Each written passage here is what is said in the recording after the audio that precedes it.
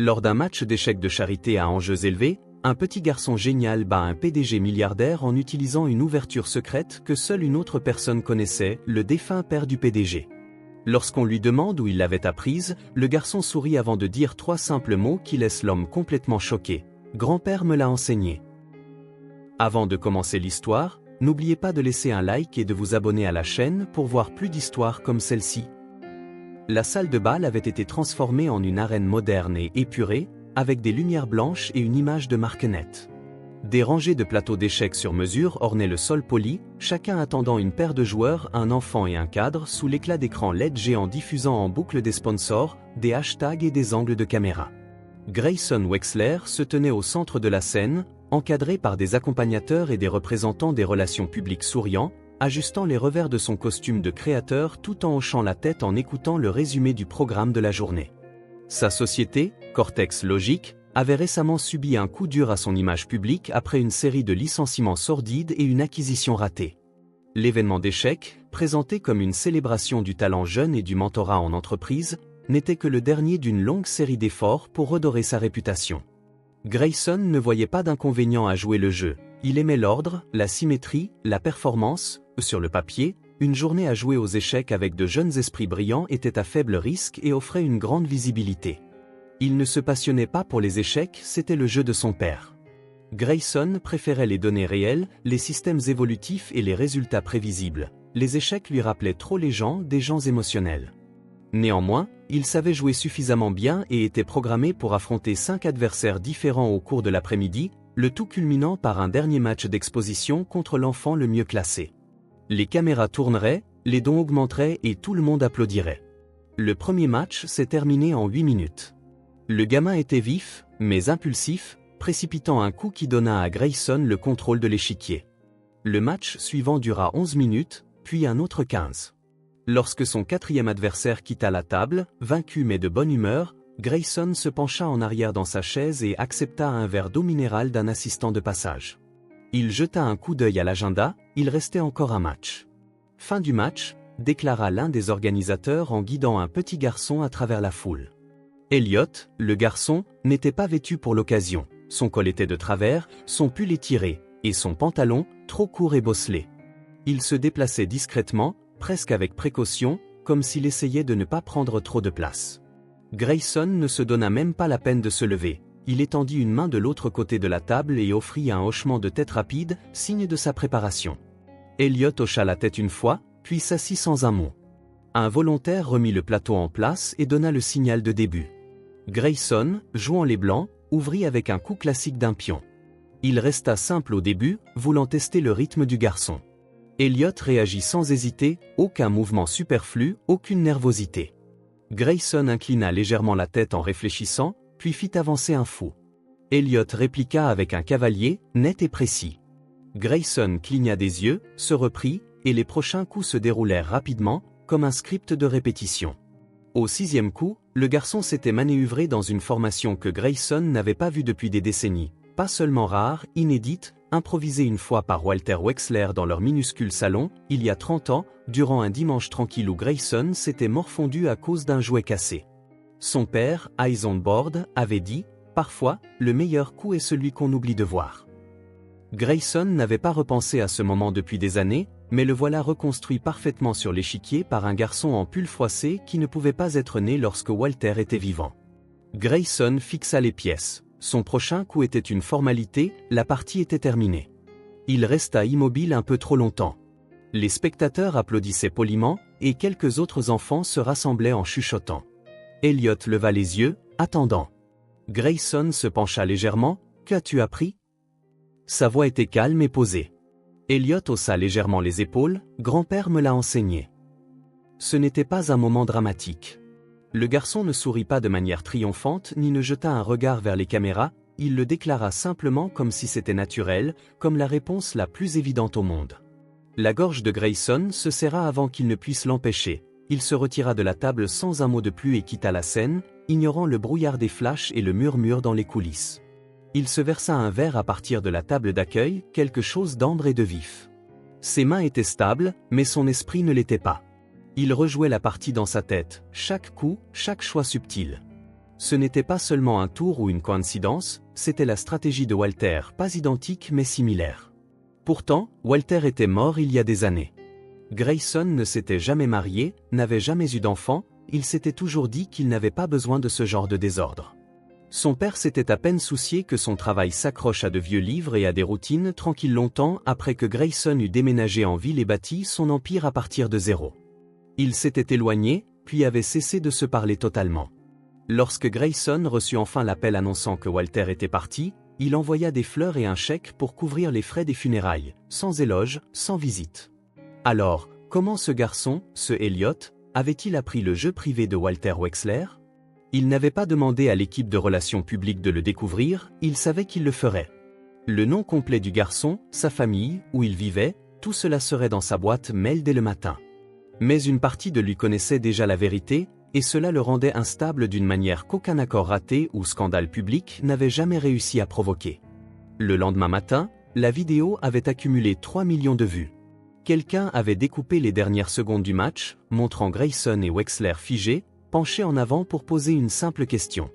La réponse du garçon était devenue un mème instantané, grand-père me l'a enseigné, le texte étant superposé en lettres majuscules entre des plans de réaction hors contexte et des commentaires sur TikTok, #Sren, #Minmaster, #Checkmatse, #Ponstar. Les sites d'information s'en emparèrent, tout comme les talk-shows nocturnes. Certains y virent une leçon d'humilité, d'autres en firent une fable sur l'ego. Grayson ne répondit à rien de tout cela. Il ordonna à son équipe d'envoyer des félicitations standards et d'éteindre son téléphone pour le reste de la journée. Dès le deuxième jour, le cours de cortex logique avait grimpé. Quelqu'un dans les relations publiques proposa d'inviter Elliot pour une revanche amicale, peut-être liée à une œuvre de charité.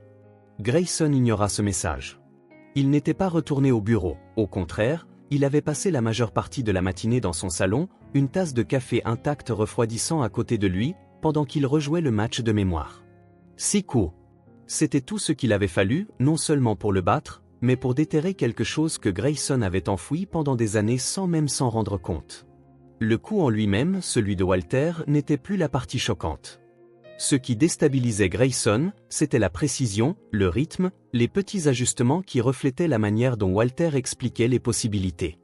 Il n'avait pas été copié, il avait été enseigné. Il sortit un vieux jeu d'échecs en bois d'une étagère et le disposa sur la table basse, espaçant les pièces exactement comme il s'en souvenait. Son père avait l'habitude de s'asseoir par terre à côté de lui quand il était enfant, ne disant presque rien, laissant d'abord les pièces parler. Grayson avait détesté cela, trop lent, trop silencieux, mais maintenant, il sentait quelque chose d'étrange s'immiscer en fixant l'échiquier, une conversation silencieuse et inachevée. Walter Wexler avait été brillant, un mathématicien, un historien amateur, un homme qui considérait les échecs davantage comme un jeu qu'une langue. Il avait enseigné à Grayson les schémas et les stratégies quand Grayson était encore assez petit pour s'asseoir sur ses genoux. Mais leur relation s'était rapidement estompée dès que les affaires étaient entrées en jeu. Walter ne croyait pas à la poursuite de l'argent, il le considérait comme une distraction, quelque chose qui émoussait les esprits vifs. Grayson avait perçu l'entêtement de son père comme une faiblesse. Ils avaient cessé de se parler peu de temps après la première grosse levée de fonds de Grayson, et quand l'appel final annonçant la mort de Walter survint, soudain, il n'y eut aucun héritage à évoquer. Grayson n'avait même pas pris de jour de congé. Maintenant, il se demandait combien de conversations il n'avait jamais pris la peine d'avoir, combien de pièces avaient été déplacées en coulisses sans qu'il ne le sache. Ce garçon, Elliot, connaissait des choses qu'il ne devrait pas connaître, des choses qui n'existaient ni sur Internet, ni dans les livres, ni dans aucun programme de formation. Grayson en était certain, et cela signifiait que quelqu'un lui avait enseigné la même méthode que Walter lui avait autrefois enseignée. Il prit son téléphone et envoya un message succinct à Jade. « J'ai besoin d'un dossier complet sur le gamin », d'un ton calme, puis il reposa le téléphone et se tourna de nouveau vers l'échiquier. Plus tard dans l'après-midi, Jade arriva à l'improviste, portant 2 cafés et une remarque sarcastique sur le fait qu'il ne répondait pas à ses messages. Elle n'attendait pas qu'on l'invite, ce qui était rare pour elle, elle avait été son assistante pendant 8 ans et lui parlait comme à un rat de laboratoire particulièrement brillant mais difficile. Lorsqu'il demanda enfin si elle avait récupéré le dossier, elle déposa un dossier banal sur la table et commença à feuilleter, en commençant par sa propre commande de boisson. Non, Elliot Grave, vit à Buswick, fréquente un lycée manier local pour enfants doués, 8 ans, pas de frères et sœurs, le nom de sa mère est May Grave. Elle travaille en tant que pigiste, fait des missions de rédaction et travaille la nuit dans une librairie. Ils ont beaucoup déménagé, mais rien de suspect et aucun père dans le tableau. Elle fit une pause, le regardant attentivement. Devine quoi? Le côté bizarre. Grayson ne leva pas les yeux. Vas-y, dit Jade en tapotant le dossier. Mia Grave, née Maya Ellison, a fréquenté NYU pendant 3 semestres, puis elle a changé de nom et a disparu de toute grande base de données, sauf pour un twist amusant, elle était inscrite dans le même programme de premier cycle que toi, en informatique avec une mineure en linguistique, dans un cours qui se chevauchait au semestre d'automne 2007. Elle a abandonné juste après. Grayson referma lentement le dossier. Le nom Maya ne lui était pas venu à l'esprit avant maintenant, cela faisait des années, et elle n'avait pas traversé son esprit depuis au moins une décennie. Mais oui, il se souvenait d'une fille qui portait des chemises en flanelle en juillet, qui avait toujours un livre de poche d'occasion dans son sac, qui le défiait constamment pendant les cours, mais qui ne semblait jamais s'intéresser à ce qu'il construisait. Ils avaient passé 2 mois ensemble, peut-être moins, cela ne s'était pas terminé de manière dramatique, il avait reçu un appel d'un investisseur et c'était tout.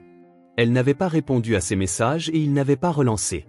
Maintenant, elle avait un fils qui jouait comme Walter, qui disait que Walter était son grand-père. Jade haussa les sourcils.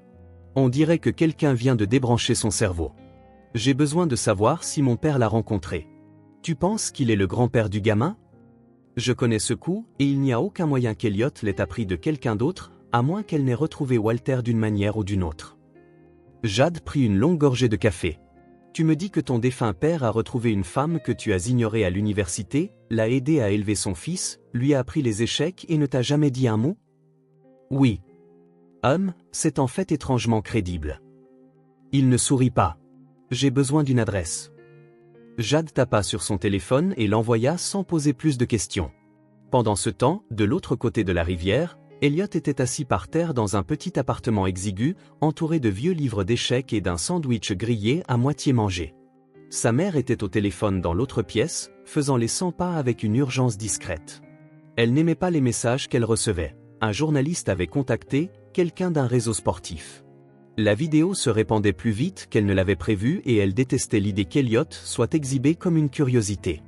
Elle n'avait même pas voulu qu'il participe au tournoi, mais son école avait insisté en lui présentant une opportunité spéciale.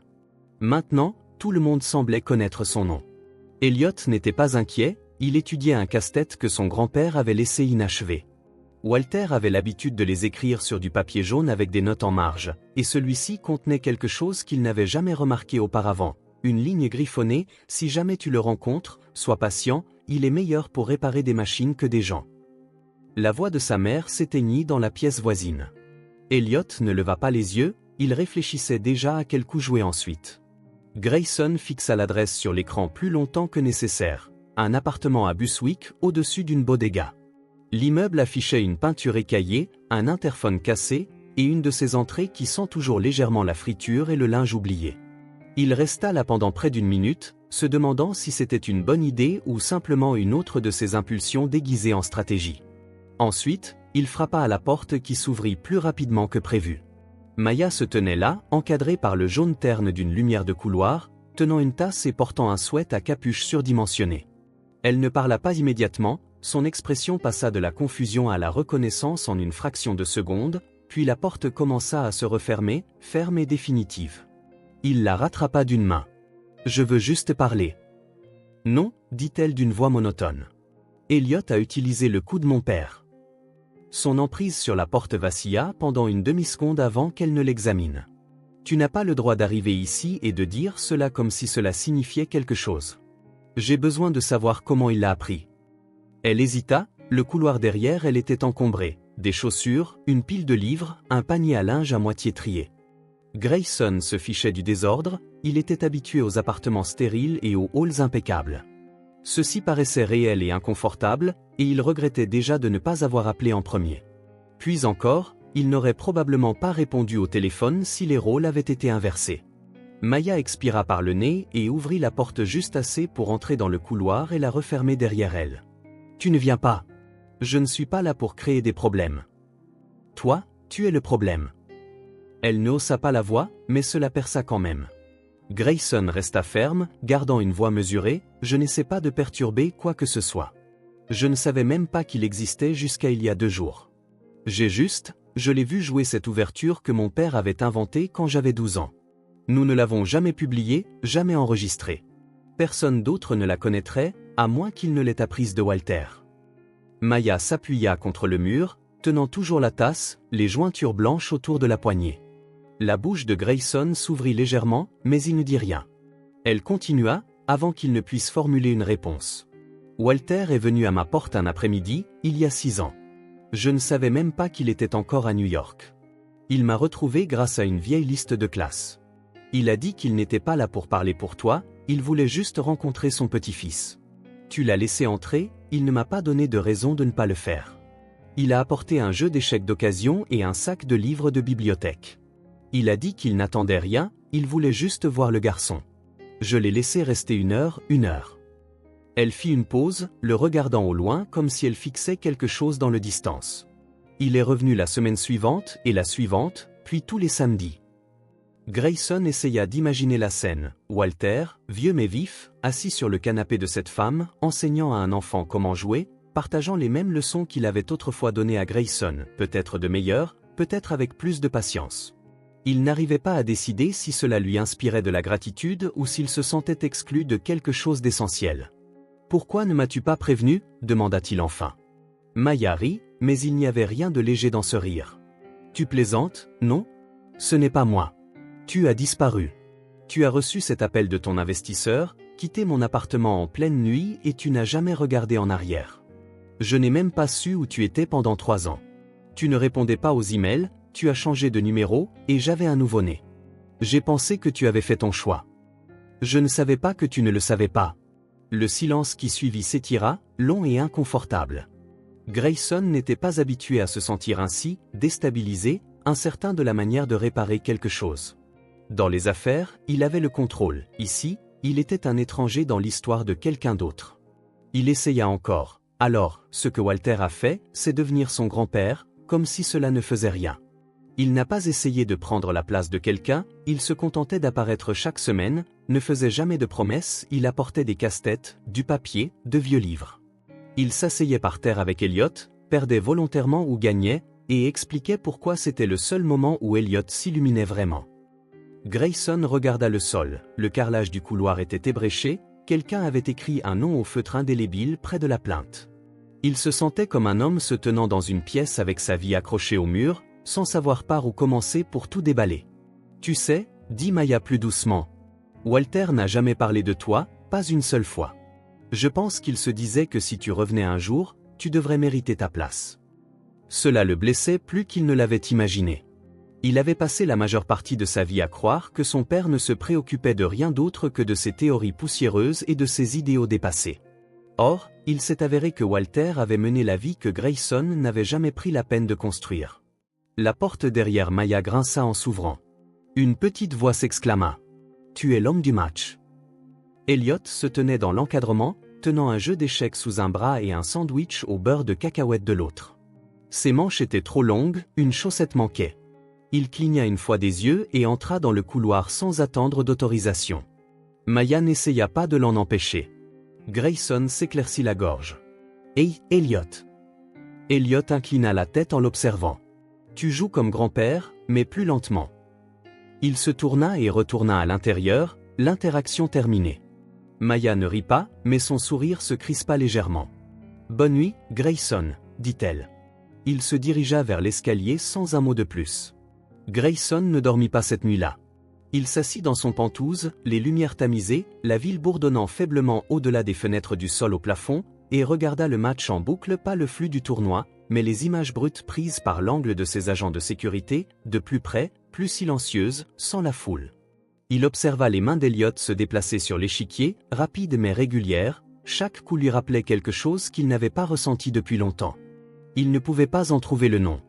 Il n'y avait aucune mesure utile pour cela, ce n'était ni de la colère ni de la culpabilité, pas exactement, c'était plus comme une absence qui le rattrapait. Le garçon était vif, non seulement talentueux, mais studieux et confiant.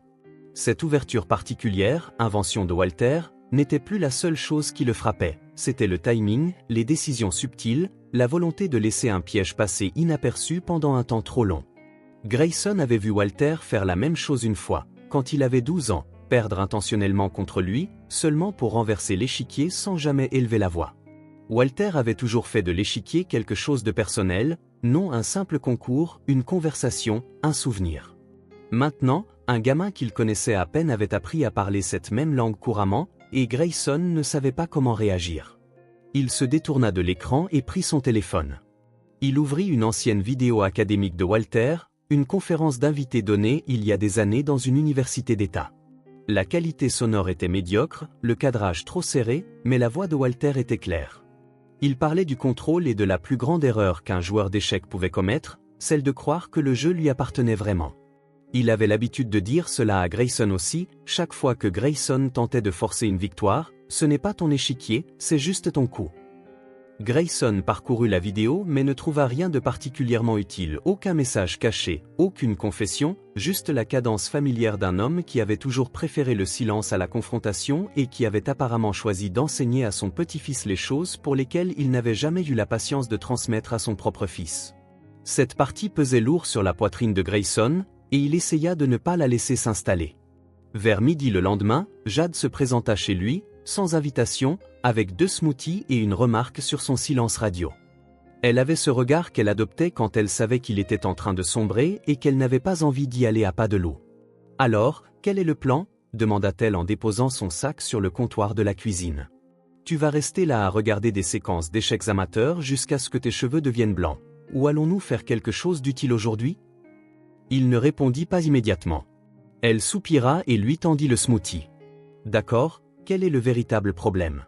Tu as trouvé le gamin, tu as eu ta réponse. Qu'est-ce qui reste ? Il joue comme Walter. Oui, tu as dit cela, et tu as aussi dit qu'il était brillant. Honnêtement, on dirait que ton père s'est réconcilié avec le monde, même si toi, non. C'est ça le problème, dit Grayson en posant le smoothie, intact. Il s'est présenté pour Elliot, pas pour moi. Jade ne broncha pas. Tu ne lui as pas donné une chance. Je ne savais pas qu'il en voulait une. Peut-être devrais-tu poser de meilleures questions. Elle partit peu après, mais ses paroles restèrent. Grayson s'attarda sur elle, les disséqua, puis décida, sans en avertir personne, qu'il allait essayer quelque chose d'inconfortable. 2 jours plus tard, il se rendit au club d'échecs local où Maya avait inscrit Elliot pour des parties le week-end. C'était un endroit modeste, niché entre une laverie automatique et une imprimerie discount, sans fenêtre, juste un auvent bleu et un éclairage qui fonctionnait à peine à l'intérieur. L'endroit sentait légèrement le papier et la poussière, avec des rangées de tables dépareillées et d'anciennes horloges en plastique qui tintaient comme une musique de fond. Grayson se sentit immédiatement déplacé. Elliot était déjà assis à un plateau près de l'arrière, son adversaire, un adolescent d'environ 15 ans, complètement dépassé par la situation. Grayson resta à l'écart et attendit la fin du match, qui ne prit pas longtemps. Elliot gagna avec une promotion de pion et un doux « merci », puis il leva les yeux et vit Grayson. « Maman t'a envoyé ?» demanda-t-il, déjà sur ses gardes. « Non, elle ne sait pas que je suis là. » Elliot réfléchit à cela et se leva lentement en remettant les pièces en place avec des mains soignées. « Tu veux quelque chose ? J'aimerais te rejouer. » Elliot plissa légèrement les yeux. « Avec ou sans pendule ? » Sans. D'accord. Ils s'assirent à une table dans le coin, à l'écart des autres, sans public, sans fanfare, juste 2 joueurs et un échiquier. Grayson se sentit raide au début, trop conscient de sa posture, de son ton, de la manière dont ses doigts effleuraient les pièces. Elliot ne parla pas pendant un moment, se contentant de jouer. Ses coups étaient délibérés, non précipités, et Grayson se retrouva à réagir plutôt qu'à dicter. Il n'avait pas ressenti cela depuis des années. Vers le milieu de la partie, Elliot parla. Grand-père ne jouait jamais pour gagner. Moi non plus, dit Grayson en déplaçant une tour. Tu as joué lors du tournoi. Je pensais devoir le faire. Elliot prit un fou et se pencha en arrière. C'est pour ça que tu as perdu. Il n'y avait ni mordant ni suffisance dans sa voix, juste un constat. Grayson hocha la tête une fois et continua à jouer. Ils passèrent encore 40 minutes ainsi, parfois en silence, parfois en conversation. Grayson demanda des nouvelles de son école, de ses passe-temps en dehors des échecs. Elliot répondit quand il en avait envie, ignorant le reste. Il était vif mais réservé. Pourtant, il y eut de petits moments où son visage s'adoucit, où une plaisanterie fit mouche, où il se pencha avec curiosité plutôt qu'avec précaution. Finalement, ils arrivèrent à une partie nulle. Elliot commença à ranger les pièces, et Grayson l'aida, plaçant soigneusement chaque pion dans les fentes en velours usé de l'étui. Il leva les yeux alors qu'Elliot refermait l'étui d'un claquement. « Tu veux refaire ça un de ces jours ?» Elliot ne leva pas les yeux. Peut-être, alors qu'il se tenait debout, Grayson tendit la main vers son manteau. Elliot se tourna vers lui à la porte. « Maman pense que tu vas t'enfuir encore. » Grayson ne répondit pas tout de suite. Il ajusta sa manche, puis dit « Je pourrais la surprendre. » Elliot serra fermement l'échiquier sous son bras, puis répliqua « Alors, je te surprendrai en retour. » Il se dirigea vers l'entrée sans attendre de réponse. Grayson resta là un instant de plus. Puis il le suivit, cette fois, sans se sentir comme un étranger, pas complètement. Elliot surprit Grayson, non seulement à l'échiquier, mais partout ailleurs. Après cet après-midi tranquille au club d'échecs, quelque chose avait changé, pas d'un seul coup, mais suffisamment pour que ce soit perceptible la prochaine fois que Grayson se présenta. Elliot ne demanda pas pourquoi, il fit simplement un signe vers la place en face de lui et remit l'échiquier en place. Parfois, il parlait entre les coups, d'autres fois, il n'était pas nécessaire de parler. Grayson commença à apporter des collations, rien de trop important, juste des choses comme de la mangue séchée, qu'Elliot trouvait pas mal, et qu'il finissait promptement. C'était la chose la plus naturelle que Grayson ait faite depuis des années, et cela le terrifiait. Il était doué en négociation, en prise de décision, en stratégie d'échelle. Il ne savait pas quoi faire lorsqu'un gamin lui tendait un pion en disant « Celui-ci est le plus délicat ». Puis vint l'invitation. Le championnat national des jeunes joueurs d'échecs était un événement phare, sponsorisé par un conglomérat technologique, télévisé et couvert par une poignée de plateformes de streaming. Normalement, un enfant comme Elliot, sans agent et discret, sans réelle représentation, n'aurait pas été considéré, mais la vidéo virale avait tout changé. Soudain, il n'était plus seulement un enfant talentueux, il était le garçon qui avait fait échec et mat à Wexler en 6 coups. Le comité du tournoi envoya une invitation personnelle, accompagnée d'une exonération des frais d'inscription et d'une promesse d'hébergement. Maya lut la lettre 2 fois avant de la faire glisser sur la table en direction de Grayson. Il ne parla pas immédiatement, se contentant de la prendre, de parcourir son contenu et de la reposer. « Il n'a jamais fait quelque chose à cette échelle, » dit Maya. « Alors je vais l'aider à se préparer, et tu l'aideras. Je ne parle pas de coaching, je parle simplement de la structure, du voyage, des interviews, de l'attention. » Elle l'observa attentivement. « Et tu penses que c'est bon pour lui ?» Grayson hésita. « Ce n'est pas une question de bien ou de mal, c'est une opportunité.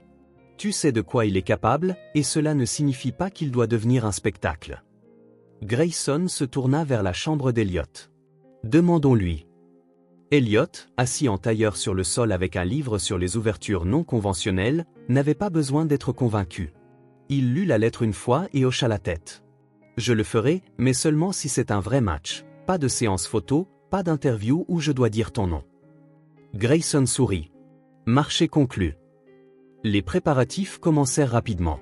L'école d'Elliot accorda une autorisation d'absence pour l'entraînement, et Grayson transforma une partie de son bureau en un espace d'études, complet avec de nouveaux échiquiers, des livres et une liste tournante d'adversaires, y compris un maître international à la retraite que Grayson avait engagé pour des séances d'entraînement. Cela devint partie intégrante de la routine. Grayson venait chercher Elliot 3 après-midi par semaine. Il faisait des exercices, regardait des séquences de championnats passés, s'entraînait pour la résistance avec des matchs sans interruption. Grayson repoussa même des réunions pour s'adapter à l'emploi du temps, quelque chose que son conseil d'administration n'avait jamais vu auparavant. Le public s'en aperçut rapidement. Des photos apparurent, Grayson et Elliot marchant dans Midtown, Elliot riant de quelque chose hors caméra, Grayson tenant un sac à dos qui n'était clairement pas le sien, et une entreprise. Ce blog les surnomma « le milliardaire et le garçon génial ». Grayson détestait ce surnom, Elliot le détestait encore plus, mais Maya le laissa jouer, à contre-cœur, principalement parce qu'elle voyait à quel point Grayson était engagé et parce qu'Elliot semblait sincèrement enthousiaste pour la première fois depuis la mort de Walter. Mais tout le monde ne regardait pas avec des yeux bienveillants.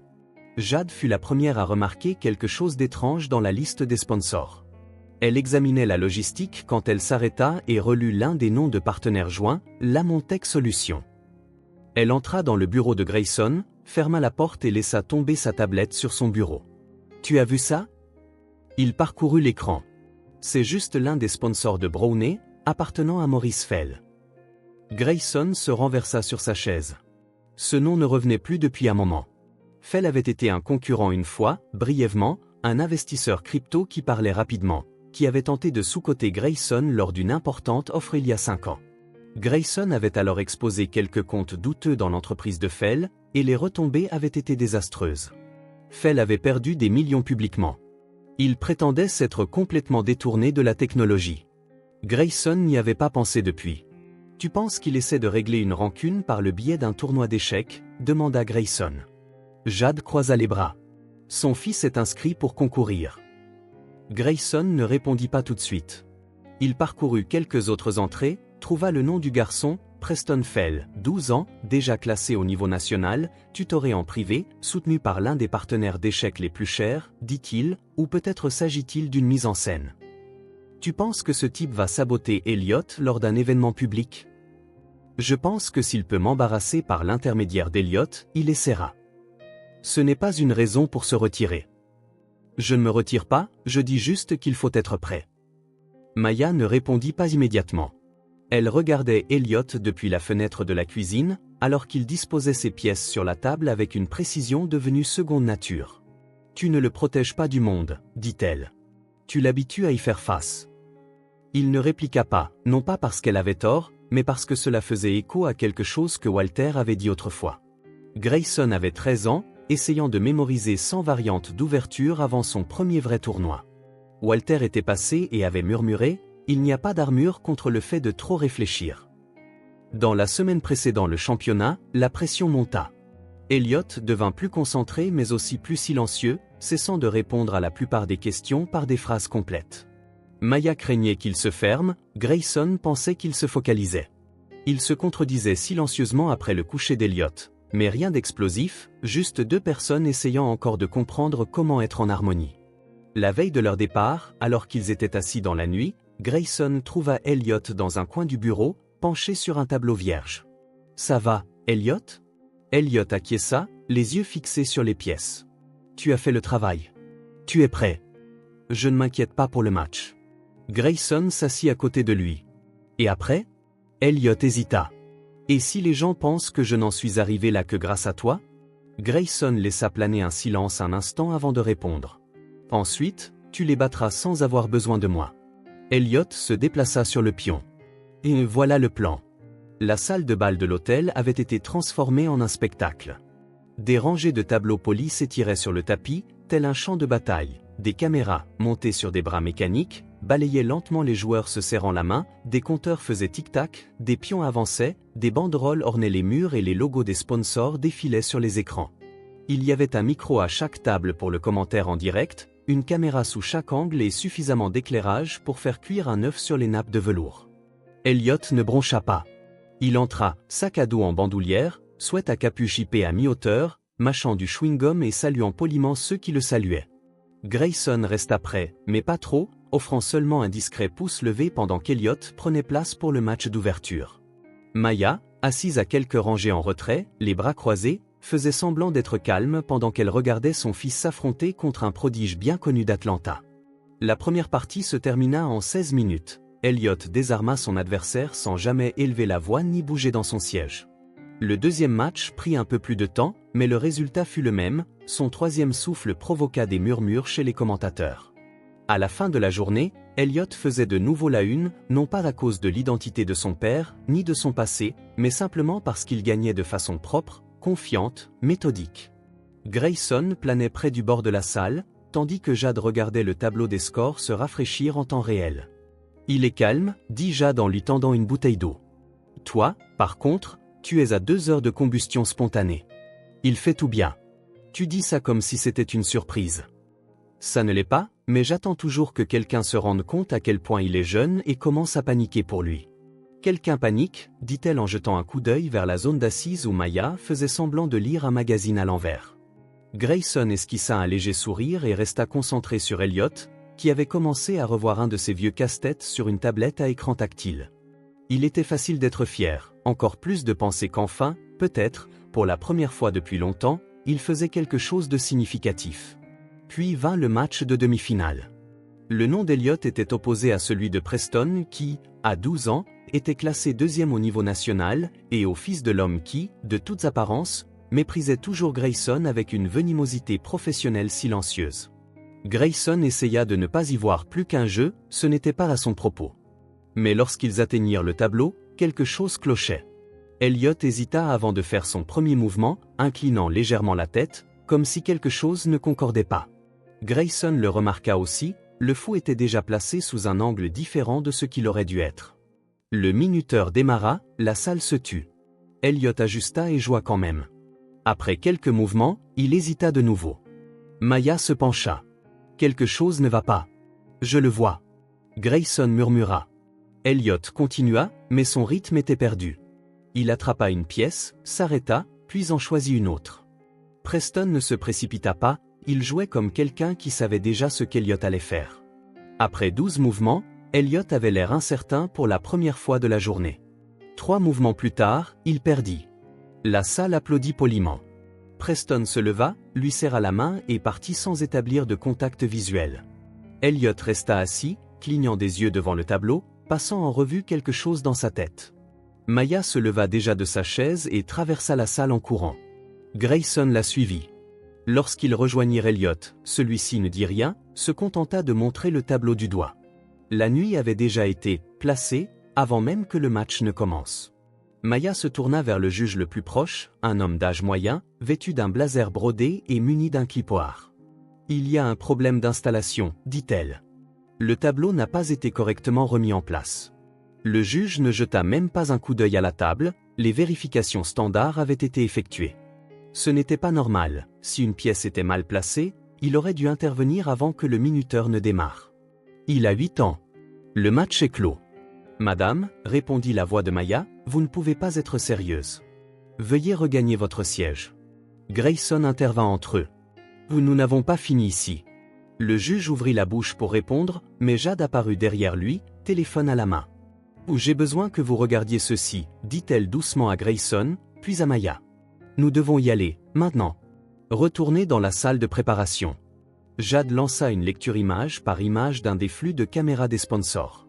C'était supposé être à usage promotionnel uniquement, pas des images publiques, mais elle avait un contact dans la production. Ce qu'ils découvrirent était clair, avant le début du match, un membre du personnel de préparation, identifié plus tard comme un bénévole du tournoi, avait atteint le tableau et déplacé une pièce. C'était subtil, rapide, mais suffisant pour déstabiliser quelqu'un qui s'entraînait dans les moindres détails. Jade zooma. L'homme portait une épinglette Lamontec sur son revers. Grayson sentit son estomac se nouer. Il savait exactement ce que cela signifiait, il ne s'agissait pas d'Elliot, ni même d'échec, mais de Preston humiliant publiquement Maurice, à travers la seule personne qu'il n'avait pas prévu de protéger.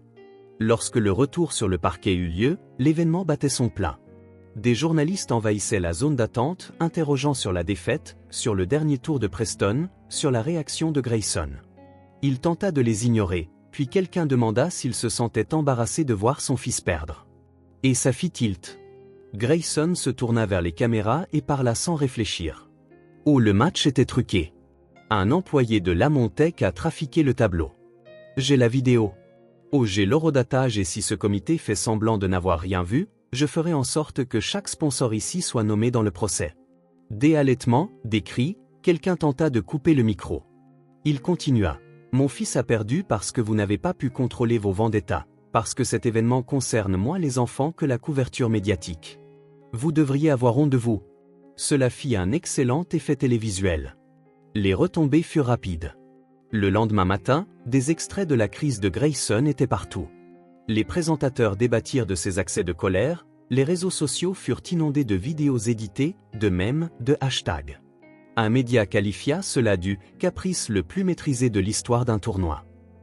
Les sponsors retirèrent leur financement, les actions de Cortex Logic chutèrent, le conseil d'administration convoqua une réunion d'urgence.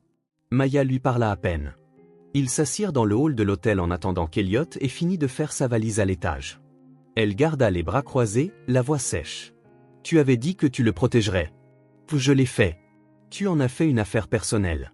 Je le défendais. Non, tu te venges de toi-même.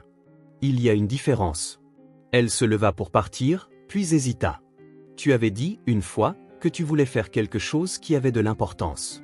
Peut-être que tu le peux encore, mais ce n'était pas ça. Lorsque Elliot descendit, il ne dit rien non plus. Il se contenta de passer devant les journalistes, les caméras clignotantes, les parents, les joueurs et le chaos. Il n'avait pas l'air en colère, juste fatigué. Grayson saisit sa valise. Elliot le laissa faire, mais ne croisa pas son regard. Ce silence en disait plus long que tout ce qu'on aurait pu exprimer. Elliot ne parla pas un mot durant le vol de retour, ni à Maya, ni à Grayson, même pas lorsque l'hôtesse de l'air lui offrit un paquet de biscuits en l'appelant « champion ». Il prit le siège côté hublot et se pencha, casque sur les oreilles, sans que rien ne joue. Grayson s'installa de l'autre côté de l'allée, feuilletant une appli d'actualité sans réellement absorber les mots. Chaque manchette parlait de lui, chaque photo provenait de sa crise. Ils utilisaient sans cesse des mots comme « effondrement » et « crise ». Quelque part, un éditeur avait choisi une image où sa bouche était grande ouverte en plein milieu d'une phrase, et son visage pris sous le pire angle possible. Tout semblait conçu pour le réduire au bruit, et peut-être était-ce ce qu'il était devenu. Une fois débarqué, Maya ne proposa pas de le ramener. Elle héla un taxi et partit sans dire au revoir. Elliot ne regarda pas en arrière. Grayson les regarda s'éloigner du trottoir, puis resta là, immobile, pendant une longue minute avant d'appeler finalement une voiture depuis le Penthouse. Il ne s'approcha pas de ses appareils de travail, les courriels s'accumulaient, son agenda débordait, il les ignora tous. Le conseil voulait des réponses, ses assistants réclamaient un contrôle des dégâts, le service de relations publiques lui avait envoyé 3 projets de déclaration pour atténuer le coût. Il les laissa de côté. L'appartement était trop silencieux. Il erra dans les pièces, finissant par se retrouver dans le bureau. Autrefois, Elliot s'était assis à la table du coin avec un plateau de voyage et une barre de chocolat. Cet endroit était maintenant vide, mais Grayson resta là, le regardant comme si, en attendant assez longtemps, les pièces pouvaient réapparaître. Les jours passèrent, il n'entendit plus parler d'eux. Jade passa 2 fois. La seconde fois, elle lui apporta un sandwich en lui disant qu'il sentait le sommeil et la culpabilité. « Tu vas rester ici jusqu'à ce que l'action s'effondre complètement », dit-elle en débarrassant une pile de courriers non ouverts. « Je réfléchis, réfléchir ne va pas arranger les choses. Je sais que tu n'as pas besoin de relations publiques, tu as besoin d'une colonne vertébrale. » Il ne répondit pas, alors elle pointa le téléviseur, figé sur un ancien enregistrement d'une des conférences invitées de Walter, qu'il avait rejoué. C'était surtout du bruit de fond, mais celui-ci était différent. Walter n'enseignait pas la stratégie, il parlait de la perception, comment des joueurs obsédés par le contrôle se méprenaient souvent sur la nature du tableau. « Ce n'est pas une question de gagner, dit Walter, c'est une question de voir le tableau clairement, de voir ce qui est réellement là et non ce que l'on veut voir. » Grayson éteignit l'écran. Ce n'était pas seulement les mots, c'était la manière dont Walter regardait. Autrefois, une voix douce, concentrée, pas froide, juste claire. Il avait passé la majeure partie de l'enfance de Grayson à lui montrer comment ralentir et réfléchir, tandis que Grayson avait passé la sienne à essayer d'être l'homme qui n'avait besoin de personne. Il le voyait maintenant, la façon dont il regardait Elliot comme un projet, un reflet, un brillant écho de quelque chose qu'il avait perdu avant de comprendre ce que cela signifiait. Il avait promis à Maya qu'il protégerait Elliot. Ce n'était pas vrai, il avait utilisé Elliot comme bouclier contre la presse, contre le passé, contre tout ce avec quoi il n'avait jamais fait la paix. Elliot n'avait pas besoin d'un manager, il avait besoin d'un père, et Grayson l'avait transformé en manchette. Il ouvrit un nouveau bloc-notes et se mit à écrire. 2 jours plus tard, il se retrouva devant le conseil d'administration de Cortex Logic et leur remit une lettre sans communiqué de presse, sans équipe juridique présente, sans caméra. La note était brève, elle les remerciait pour leur soutien, puis se terminait par 6 mots simples, « J'ai des choses plus importantes à faire maintenant ».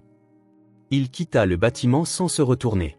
Ce soir-là, il se rendit dans un magasin de bricolage, acheta des outils qu'il savait à peine utiliser. Il passa 3 jours dans son atelier, ne prenant des pauses que pour revoir de vieilles vidéos de Walter expliquant les joints, la tension et le grain. Puis il se mit à construire quelque chose de ses mains pour la première fois depuis 20 ans. Il ponça le plateau jusqu'à ce qu'il soit lisse, mesura et découpa chaque case avec soin. Le cadre n'était pas parfait, mais il était honnête. Il n'y resta pas et n'essaya pas de lui donner un aspect luxueux, juste propre et simple, comme celui qu'avait autrefois le mur, comme celui sur lequel Elliot avait joué lorsqu'il avait découvert que les échecs concernaient bien plus que des pièces. Lorsqu'il eut terminé, il emballa le plateau dans un tissu et se rendit à l'appartement de Maya. Il n'appela pas à l'avance, il n'apporta ni cadeau ni discours, juste le plateau. Maya ouvrit la porte à moitié et plissa les yeux. « Je veux juste laisser ça. » Il le tendit. Elle hésita, puis ouvrit complètement la porte. Il entra silencieusement. Elliot n'était pas en vue. Maya le regarda poser le plateau sur la table, puis fit un signe de tête en direction du couloir. « Il est dans sa chambre. Tu peux essayer. » Grayson n'insista pas, il se contenta d'ouvrir la porte et d'attendre. Elliot était assis par terre, recroquevillé, regardant une feuille blanche. « Oh, j'ai fait quelque chose, » dit Grayson. Elliot ne répondit pas. C'est en bas, un plateau comme ceux que grand-père fabriquait. Un silence s'installa. « Oh, j'ai quitté l'entreprise, » ajouta Elliot en se retournant légèrement, pas complètement, juste assez pour montrer qu'il écoutait. « Plus de réunions, plus de presse, juste moi, si tu veux. » Une pause, puis une question douce. « Pourquoi partir ? » « Parce que je n'aimais pas ce que j'étais quand je gagnais, » répondit Elliot en le regardant enfin. « Alors, on peut juste jouer ? Pas pour quelqu'un d'autre cette fois ?» Grayson sourit. « Seulement si tu ne me bats pas en 6 coups de nouveau. » Elliot se leva et le suivit sans fanfare, sans besoin de pardon, juste un jeu attendant d'être joué. Le nouveau plateau resta sur la table de la cuisine de Maya pendant une semaine avant que quelqu'un ne le touche. Il n'était pas exposé comme un trophée et n'avait pas besoin d'explication. Il était là, une constante désormais, faisant partie des meubles comme s'il y avait toujours appartenu. Grayson ne le pressa pas, il passait de temps en temps, parfois juste pour déposer quelque chose ou raccompagner Elliot après l'école. Il ne parlait pas d'échecs, n'évoquait pas l'entreprise, ni le tournoi, ni ce que les gens extérieurs en pensaient. Il se contentait d'apparaître, plus que tout, cela semblait suffire à apaiser l'atmosphère. Puis arriva l'appel. Ce n'était pas un sponsor ni une fédération, mais un petit groupe d'anciens juges et joueurs qui s'étaient discrètement retirés du circuit national après le scandale. Ils organisaient une revanche, non officielle ou sans caméra, sans parrainage, juste des enfants et leur plateau, une partie chacun, sans points, sans classement, juste une remise à zéro, un jeu propre. Elliot fut invité. Preston fut également invité. Maya fut d'abord sceptique, craignant un autre coup monté déguisé. Mais après quelques appels et une longue conversation avec l'un des organisateurs, un ancien joueur qui avait jadis mentoré Walter, elle accepta de laisser Elliot décider. Il n'hésita pas. Il dit oui. Le jour du match, Grayson ne porta pas de costume. Il enfila un jean et une veste zippée, et emporta une théière de thé. Maya le rejoignit en bas avec Elliot, qui faisait déjà rebondir un cavalier dans sa main en fredonnant quelque chose.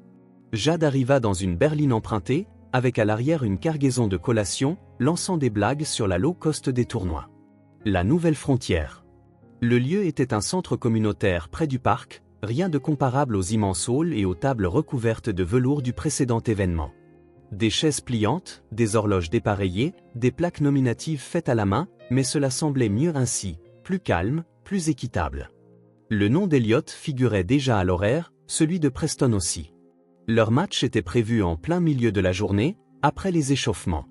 Personne ne traitait cela comme un match de rivalité, il n'y avait ni commentaires, ni murmure de rédemption ou de revanche, juste un tableau et 2 chaises.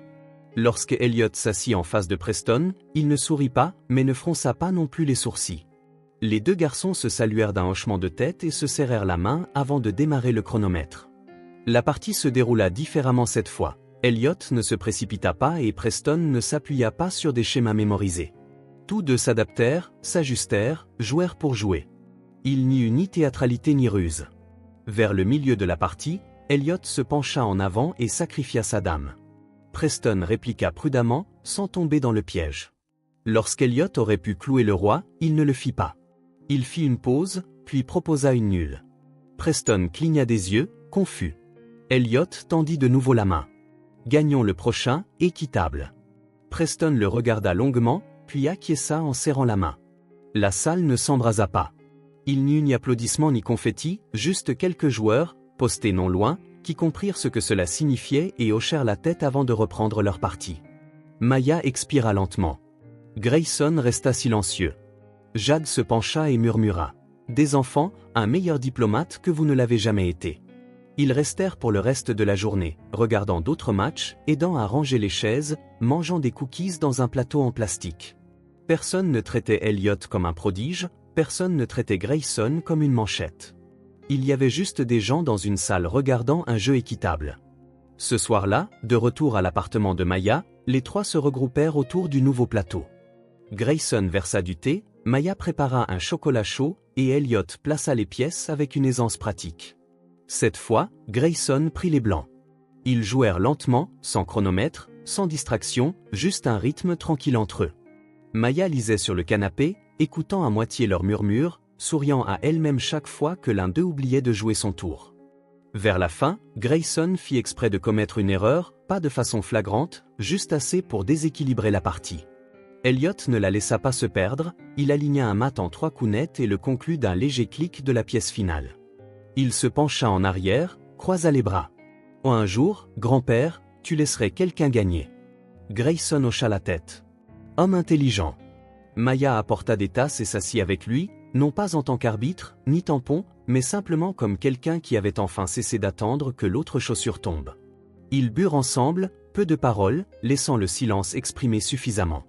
Ce n'était pas une fin nette, il restait encore des questions et des sollicitations de la presse auxquelles Grayson ne répondit jamais, et un conseil de cortex logique qui avait sans doute continué sans lui. Mais cela n'avait plus d'importance. Ce soir-là, sur le plateau, il n'y avait plus qu'une famille, et pour la première fois, personne n'avait besoin de gagner. 3 mois plus tard, le monde avait tourné la page. Les manchettes étaient parties, les articles enterrés, le bruit des réseaux sociaux remplacé par le prochain scandale ou l'histoire du jour. Le nom Wexler ne faisait plus tendance, personne ne demandait à Grayson des interviews ou ne tentait de le piéger en déclaration. Même Cortex Logic avait diffusé un bref communiqué de presse aseptisé concernant son départ, et avait comblé son poste avec quelqu'un de superficiel et oubliable. S'il en manquait quelque chose, il ne le montrait pas. Ses matinées commençaient désormais avec des bols de céréales, des chaussettes dépareillées et le bruit doux du sac à dos d'Elliot heurtant le sol après l'école. Il avait troqué les salles de conseil contre des plateaux d'échecs, les appels d'investisseurs contre des foires aux livres, et le seul planning qu'il suivait était celui collé sur le réfrigérateur. Il apprit vite que la vie au rythme d'Elliot n'était pas plus lente, elle était juste différente. Il y avait des départs à l'école qui se transformaient en détours spontanés au musée des sciences, des courses au supermarché où Elliot insistait pour comparer des puzzles Calbox et des devoirs de mathématiques qui se terminaient toujours par des éclats de rire lorsque Grayson ne se souvenait plus comment diviser des fractions à la manière moderne. Il ne se rendait pas compte à quel point il regardait son téléphone jusqu'à ce qu'Elliot commence à tapoter doucement sur l'écran à chaque fois qu'il s'allumait. « Ce n'est pas une tour, disait-il. C'est une distraction. » Grayson cessa de le porter le week-end. Le samedi, ils travaillaient ensemble dans la chambre d'Elliot. Grayson avait promis de nouvelles étagères il y a des mois, enfin, ils les construisaient ensemble en bois, pas en préfabriqué. Elliot avait choisi des supports noirs et une peinture bleu marine. Le résultat était légèrement de travers et nécessitait plus de retouches que Grayson ne voulait l'admettre, mais Elliot l'adorait.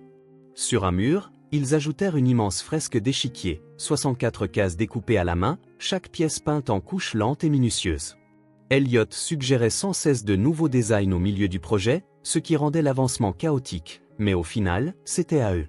Ils ne parlaient pas de tournoi, Elliot n'était plus revenu sur le circuit. Maya disait qu'il pourrait y retourner s'il en avait envie, et Grayson approuvait pour l'instant. Ils jouaient en ligne de temps en temps, parfois anonymement, parfois non. Il rejoignait de nouveau le club d'échecs, mais n'apparaissait que lorsqu'il le voulait. Ses professeurs disaient qu'il semblait plus à l'aise, plus calme et dans le bon sens. Un après-midi, alors qu'il fixait la dernière des équerres de l'étagère, Grayson se recula pour admirer leur travail bancal. Maya s'avança dans l'encadrement de la porte et le fixa longuement. « Fais attention, dit-elle, les bras croisés avec un sourire en coin, bientôt tu devras refaire le carrelage de la cuisine. » Grayson regarda Elliot, qui avait déjà sorti un niveau du coffre à outils et examinait les carreaux du sol. « Oh, je n'exclus rien, dit-il. » Ils sourirent et laissèrent la chose en suspens. La maison avait trouvé son rythme. Ce n'était pas parfait, Grayson oubliait encore de signer les formulaires pour les sorties scolaires à temps, Maya devait encore lui rappeler de ne pas parler aux professeurs comme s'ils étaient des employés, mais ils y parvenaient ensemble. Un matin, alors qu'ils étaient de nouveau en retard, Maya remit à Elliot son déjeuner, puis se tourna vers Grayson. « Tu as oublié les pommes. Tu avais dit que tu avais préparé le déjeuner, les sandwichs. Tu étais en charge des pommes. » « Depuis quand ? » ?»« Depuis hier soir. Quand j'ai dit que tu étais responsable des pommes. » Elliot passa devant, en sirotant son manteau. « J'ai pris une banane. »« Allez. » Ils rirent dans le couloir alors que la porte se refermait derrière lui. « Plus tard dans la semaine, en triant quelques vieilles affaires de Walter dans le placard de rangement, Maya, qui évitait Elliot, sortit une boîte que Grayson ne reconnut pas. À l'intérieur se trouvaient des piles de casse-tête, des livres annotés et un carnet relié en cuir aux écritures estompées. Grayson feuilleta lentement le carnet, puis s'arrêta en voyant une phrase familière. « Fin de partie véritable », lut Elliot à haute voix. Il avait l'habitude de dire cela, dit Grayson en levant les yeux. « Toi, ta mère et moi. » Elliot dit qu'il nous appelait son « vrai Anjam ». « Il ne t'en avait jamais parlé ?» Grayson secoua la tête. Elliot s'assit en tailleur par terre, tenant le carnet sur ses genoux. « Tu comprendras un jour, dit-il. Certains jeux prennent plus de temps que d'autres. » Grayson ne répondit pas, mais resta longtemps après qu'Elliot eut quitté la pièce, feuilletant chaque page. Lorsque l'anniversaire de Walter arriva, ils allèrent ensemble au club d'échecs, celui même que Walter emmenait Elliot quand il était à peine assez grand pour atteindre la table. Grayson apporta le plateau fait main qu'il avait construit et le posa discrètement sur l'étagère d'exposition, à côté d'un vieux casier à trophées. Ils ne firent pas de discours, ils se contentèrent de rester ensemble pendant que le directeur du club fixait la plaque. « Chaque coup compte, même ceux que tu regrettes, » dit le directeur. Grayson passa ses doigts sur les mots et recula. Le directeur dit qu'il serait fier de vous trois. Ils le remercièrent et partirent avant que quelqu'un n'ait pu en dire davantage. Ce soir-là, ils s'assirent sur le porche, alors que le dernier soupçon d'été flottait dans l'air. Le plateau se trouvait entre eux, les pièces dispersées de leur dernière partie. Elliot jouait des deux côtés, narrateur d'une voix théâtrale qui changeait d'accent à chaque autre phrase. Maya lisait tranquillement non loin, feuilletant ses pages sans lever les yeux. La partie se termina par une victoire nette. Le fou d'Elliot glissa pour mettre le roi en échec. « Tu penses encore être le plus intelligent ici ?» demanda-t-il en étirant les bras derrière sa tête. Grayson éclata de rire. « Oh, je n'ai jamais eu la moindre chance. » Maya ferma son livre. « Tu commences enfin à comprendre. » Personne ne bougea pour remettre le plateau en place. Ils le laissèrent là, en équilibre, complet, comme s'il s'agissait enfin simplement d'un jeu. Les lumières du porche bourdonnaient doucement au-dessus, tandis que le soir s'installait, projetant une lueur chaude sur l'échiquier toujours présent entre eux, les pièces figées en pleine bataille. Grayson se pencha en arrière sur sa chaise, une jambe croisée sur l'autre, sans se soucier de redresser sa posture. Elliot, lui, était étalé sur le sol du porche, un bras derrière la tête, continuant de narrer des coups imaginaires et des fins alternatives, comme si la partie n'était pas terminée, mais avait évolué en quelque chose d'entièrement différent. Maya s'assit à proximité, le livre fermé sur ses genoux, le pied tapotant doucement au rythme de l'instant, ce genre d'instant qu'on ne réalise pas qu'on attendait jusqu'à ce qu'on y soit déjà. Ce n'était pas ce que Grayson avait imaginé lorsqu'il était entré dans cette salle de bal il y a des mois. À l'époque, ces journées étaient construites autour de chiffres et de projections, de manchettes et de salles de conseil, chaque heure comptée, chaque décision filtrée par la performance et le contrôle. Il avait vu le monde à travers un prisme étroit, aiguisé par l'ambition et la nécessité, jusqu'à ce qu'un garçon, vêtu d'un pull froissé, s'asseye en face de lui et avance un pion, comme s'il connaissait déjà l'histoire dans ses moindres détails. Et maintenant, il était là. Ni costume, ni planning, ni réplique écrite, juste la compagnie silencieuse d'un fils qu'il avait failli perdre et d'une femme dont il s'était un jour détourné, pensant avoir trop à faire et pas assez de temps pour le faire. Il n'avait pas compris alors que les meilleures choses de la vie ne se font pas remarquer. Elles s'infiltrent par des portes dérobées, apparaissent sans invitation, s'installent tranquillement jusqu'à ce que tu lèves enfin les yeux et les vois. Elliot bâilla sans s'excuser et attrapa le dernier biscuit d'une boîte en fer-blanc que Maya avait sorti plus tôt. Grayson fit semblant de ne pas le remarquer lorsque le garçon le rompit en deux et lui offrit un morceau sans mot dire. Il le prit, mâcha lentement, jetant un coup d'œil au plateau, les pièces n'avaient pas bougé, mais quelque chose d'autre avait changé. Il pensa à Walter plus souvent ces jours-ci, non seulement comme un père, mais comme un homme, quelqu'un qui avait commis des erreurs, mais qui avait essayé, de manière discrète et imparfaite, de réparer quelque chose avant la fin. Grayson ne pourrait jamais dire ce qu'il avait besoin de lui dire, mais peut-être qu'à travers cette étrange et inattendue suite de l'histoire, il n'en avait plus besoin. Les leçons de Walter subsistaient, cousues dans les mouvements d'Elliot, dans la patience qu'il montrait, dans la confiance tranquille avec laquelle il affrontait le monde où le garçon n'avait pas hérité uniquement de la technique, il avait hérité de la grâce. Et maintenant, enfin, la grâce comprenait que Walter n'avait pas choisi Elliot plutôt que lui, il avait choisi d'aimer là où l'amour était nécessaire. Il n'avait pas fermé la porte, il l'avait laissée ouverte en espérant que son fils trouverait le courage de la franchir à son propre rythme. Grayson jeta un coup d'œil à Maya qui rencontra brièvement son regard avant de détourner les yeux, non par gêne mais par aisance. Ils étaient encore en train de découvrir ce que signifiait coparenter, se comprendre, peu importe le nom que cela prendrait un jour. Il n'y avait ni pression ni plan, juste une confiance patiemment reconstruite, un moment de calme après l'autre. Elle le laissait être présent sans attendre la perfection, il apprenait d'elle sans transformer cela en transaction. Il n'y avait plus de spectateurs, ni de presse, ni Dieu qui surveillait, ni d'enjeu pour justifier ses choix, juste le son du Porsche qui grinçait sous leurs pas, la voiture qui passait de temps à autre, le rythme partagé d'une vie qui n'avait plus besoin d'être contrôlée par le haut. Le plateau d'échecs entre eux restait immobile, mais Grayson comprit alors que l'enjeu n'avait jamais été le jeu. Il s'agissait de ce que le plateau rendait possible, s'asseoir en face de quelqu'un qu'on aime et essayer encore et encore de voir clairement, d'écouter pour comprendre. C'est ce que Walter avait essayé de lui enseigner, non pas comment gagner, mais comment rester, comment continuer à se présenter. Elliot se roula sur le côté et reposa sa tête sur son bras, la voix assoupie mais contente. « Tu crois que grand-père savait qu'on finirait comme ça ?» Grayson ne répondit pas tout de suite. Il regarda le plateau, ajusta une pièce, puis se pencha en arrière. « Oh, je pense qu'il l'espérait. » Maya sourit doucement et attrapa sa tasse de thé. Elliot ferma les yeux, toujours en souriant. « Alors, je suppose qu'il a gagné le long terme. » Grayson ne contesta pas, il n'en avait pas besoin. Certaines victoires ne se retrouvent pas sur le tableau des scores, elles vivent dans des moments comme celui-ci, cousus doucement dans le quotidien. Et ce moment précis, ici et maintenant, était le meilleur coup qu'il ait jamais joué. Si vous avez aimé cette histoire, n'oubliez pas de laisser un like, cela aide vraiment la chaîne. Et si vous voulez d'autres histoires réconfortantes et émouvantes comme celle-ci, abonnez-vous et activez les notifications pour ne jamais rater une nouvelle vidéo. Dites-moi dans les commentaires ce que vous en avez pensé, j'adore connaître vos réactions. Merci d'avoir regardé et à la prochaine histoire.